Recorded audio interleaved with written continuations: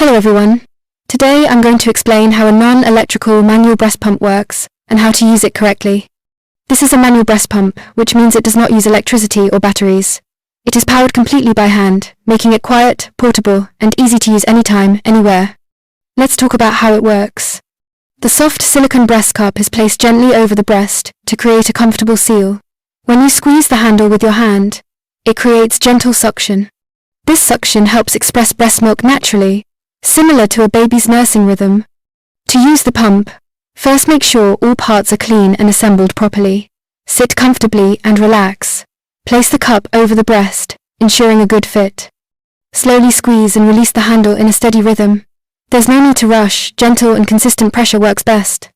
Manual pumps are ideal for mums who want control, comfort, and flexibility.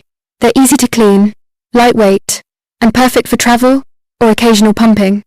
Thank you for watching, and I hope this guide helps you feel confident using a manual breast pump safely and effectively.